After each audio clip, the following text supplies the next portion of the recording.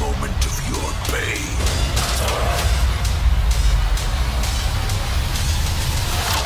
Yep, that's General Cross, leader of the Authority / giant cyborg asshole. You race your way to the top, and you emerge victorious and take the gravy too.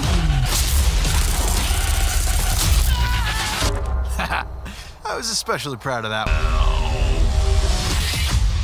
What's going on, everyone? Great Talon here, and today the prey is going to be, yes, Rage 2. So from the makers of the titular global phenomenon of the 90s, Doom and Wolfenstein, id Software, the granddaddies of the first-person shooter genre, broke the mold again with their remake of Doom in 2016. And with that comes their next project, Rage 2. Well, I can kind of say it's half of their project because, you know, like Doom was over-the-top punch-your-balls-off first-person shooter action and mayhem, but this time around it's open world. Yay! That's right, folks. Developed in part by Avalanche Studios, the people responsible for the Just Cause series, which has been a bit rocky as of late. So with Bethesda publishing and fronting the money for this title, does id's first-person shooter savvy experience in tandem with Avalanche Studios' open world prowess make it a match made in heaven, or is it the fiery depths of hell for this sequel that nobody thought they wanted from the original 2011 game? Original game, which actually felt like Quake meets Mad Max. Well, there's only one way to find out. So rev up those post-apocalyptic engines and let's hit the road! So graphics are up first. So right away you're going to notice that the graphics here, while pretty at times to gander at, are missing one key 2019 ingredient. Yes, that is the implementation of HDR, in which Rage 2 does not feature and is completely absent from. Come on, id and Avalanche, it's 2019 for Christ's sakes, and if you can't have HDR in games like Just Cause 4 and Wolfenstein 2, The New Colossus, then there is no damn reason why HDR needs to be exempt from Rage 2, especially with the potential here for such tantalizing visuals. Rage 2 showcases such bright and vivid colors, such as hot pinks and deep reds, and not having HDR is an insult, and it's going to hurt the score tremendously for me a bit, sadly. But there's a lot more that hurts the score just than not having HDR, trust me, we'll get to that. With that being said, when panned out though, and either driving or looking down the barrel of a killing gun of your choice, with the graphics for the most part are up to par with what you would expect from a 2019 video game. Environments, especially with really cool shadowing effects, really showcase its day and night cycle nicely with well-lit areas throughout the game, that negating the need for a flashlight mechanic. However, up close and personal, when things tend to get a bit funky. Some character models look a bit stiff and rough around the edges at times, but that could be due to the fact that it is still rocking their slightly dated engine, which may be what is causing the lack of HDR in the game as well. Regardless of what console though you're playing it on, PC, PS4 Pro, or like I was playing it on the Xbox One X model, the game will stay locked in 60 frames per second, 99% of the time, which is pretty snazzy if I do say so myself.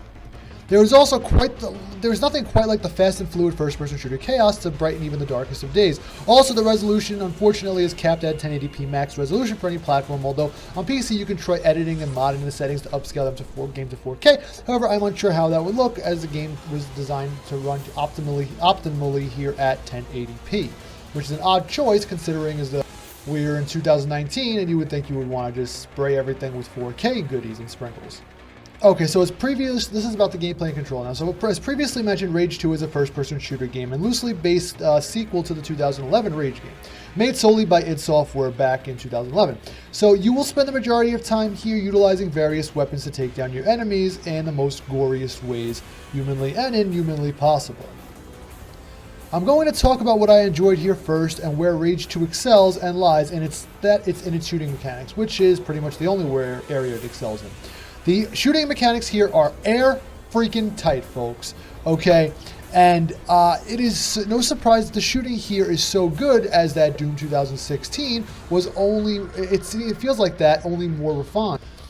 More refined than ever, featuring numerous enhancements and modifications to weapons, allowing you to upgrade them several times using weapon mod parts obtained from missions or scouting the land. You start off with a simple assault rifle, but your arsenal will quickly expand to a combat shotgun, possibly the best weapon in the game, which can even be upgraded to be effective at long range. Go figure that one out, but it's quite satisfying to unrealistic at the same time. A deadly magnum, yeah, that freaking will incinerate foes, which is awesome. You also get a heat-seeking smart rocket launcher, which actually homes in on enemies and is pretty useful for crowd control, especially for crowd control. You get a grab dart launcher, which I like to call the Needler from Halo, which is pretty much the Needler from Halo. All you do is you freaking spray and pray. And what actually is cool about this gun though, is that if you shoot the targets in rapid succession, what's going to happen is you just hook them to like an object and they just fly right toward the wall or something, which is pretty useful. I've used this gun quite a bit in my playthrough. And the guns just go from there and so on and so forth. You also get a freaking like a pulse cannon, which is kind of like a heavy minigun. And this is also another good one for crowd control as well, and so on and so forth. So all of these weapons are accompanied with nanotech upgrades, which are enhancements you can unlock by visiting arcs scattered through the map. There are 4 key powers that are activated by the face buttons once you obtain them from these arcs, and they're actually range from a dash ability, which means you just kind of like to flash a little bit. You can just kind of quick dash out of the way. I found that pretty useful. Get out of dodge situation. You get the double jump, the obligatory double jump, when you can also hover in the air if upgraded enough. I thought that was pretty cool. You get a defibrillator, which brings yourself back to life if you fuck up enough and you die. You get the shattered thing, which is kind of like shattering armor, so you can reveal enemy weak points. I found this very useful. One of my favorite attacks, slam, which pretty much just demolishes anyone on screen, and it's like fucking like Hulk smash. It's pretty cool. That's one of my favorite abilities. You can get a hollow barrier, which you can put up and will deflect enemy bullets. I found this to be pretty useful in tight situations. And then you get double sprinting ability, which is self-explanatory, and then this vortex attack, which is the most useless one ever. It just allows you to get to new heights, and it just makes enemies float in the air. It's kind of silly. So in terms of the shooting aspect and the first-person shooter aspect, it is damn near flawless, and it sure is the master of its craft in that department. However, in regards to the open-world dynamic, well, Avalanche kinda has incorporated a very dull, bland, and empty open world that hurt the score tremendously for me in Rage 2. As Avalanche exposes themselves for the mediocre developer that they truly are. I do not wish to sound biased in this review, but I honestly never cared for Avalanche Studios as a developer to begin with. For the Just Cause games were simply, I just felt like all the open worldness in Just Cause were forced, and it just felt like it was just inorganic, and the game is, and that's actually the same thing is present here in Rage 2. You will find most of your time spent driving this big, obnoxious tank that controls worse than the Batmobile from Arkham Knight and looks worse than the Tumbler did from any of the Dark Knight movies in the trilogy. And the steering is just as bad. So the vehicle-controlled people are hideous, to say the least. And even when you try and like drift or like, you know, make hard, tight turns, you end up doing almost a 180 spin in the opposite direction, and it's quite frustrating. There's also races to partake in, but don't worry, you're not going to be doing any of those because there's, except for the outside of the one race that is actually mandatory as part of story progression, and it took me about 5 damn tries to come in first place, which was required in order to progress in the damn story, and I wanted to break my freaking controller every time before it was finished. Awkward steering coupled with bullshit physics all around is a recipe for disaster in the end. The barren open world does have some enemy bases to take over and collectibles to obtain, but other than that, it's quite a drag, and I feel like it was only incorporated to pad the game's short playtime. And speaking of, let's talk about the cheapest of cheap methods, id and or Avalanche, to pad this game's mere 7 missions by forcing you to level up each of the 3 NPCs you are doing missions for to level 5 by doing random optional tedious side missions and quests in the overworld in order for you to continue the main story. So in other words, if you are looking to plow through this game in a weekend, well, you still probably can because the game's that damn short, but you will have to go through a bunch of tedious side quests in order to do so. Even by doing the mandatory side quests to reach the end of the game, it will only take you roughly 7 to 8 hours anyway, max. It is indeed on the short side no matter how you look at it and which way you carve it up. Oh, and good luck breaking those godforsaken crates out there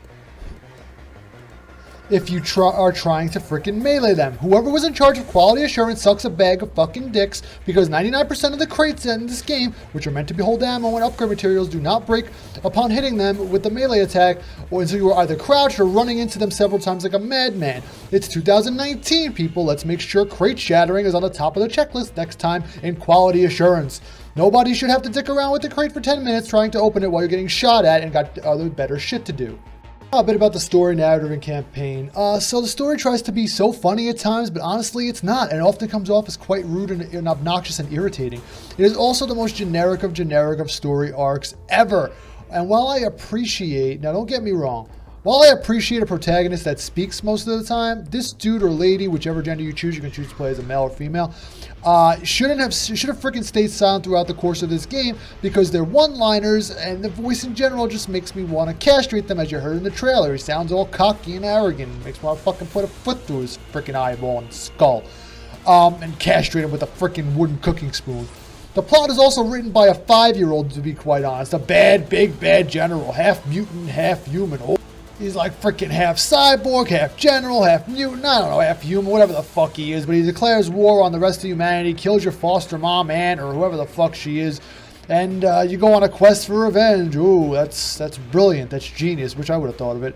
The game itself cannot wait for it to be over either, because as soon as you finally do kill the big bad wolf of a general, it immediately just fades to black, the credits roll, and then when you resume, you have no idea what the hell you're supposed to do other than the dozens of repetitious and tedious monotonous side quests left on the map, which are only there to serve a purpose of upgrading the rest of your arsenal. And by the time I was already that I was done with the credits roll, I was already listing the game for sale on eBay, which is up for sale, folks. If you want the copy, it's still available. So please hit me up if you're interested in buying it.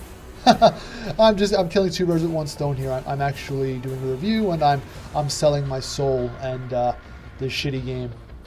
Our science, our expertise, all aligned, all with one sole purpose: the surgical culling of the weak.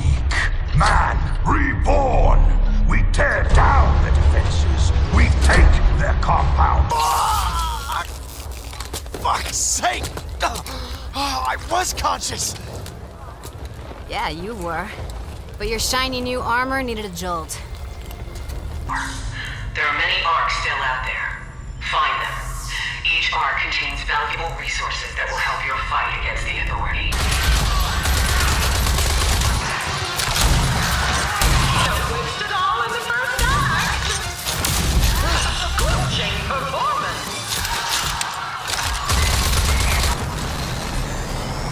Even if hits the stage, cover needed ASAP! You damaged the stage. Evasive maneuvers!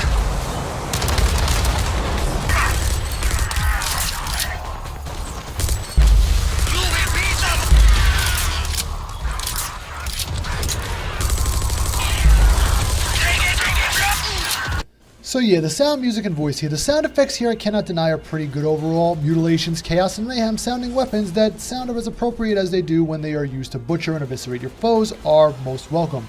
The music, when present, is a nice blend of guitar riffs and ambient rock sounds, which I do not mind one bit since I'm a huge metalhead out here. The only issues I found are in the voice acting, which, as you heard, it just sounds terribly caked on and forced beyond all belief. Like they were just all freaking there showing up for a paycheck at the end of the day, sadly. If there's a steady paycheck in it, I'll believe anything you say. And now onto the replay value. Low, people. I think this is my first replay value I've given low since I started YouTube.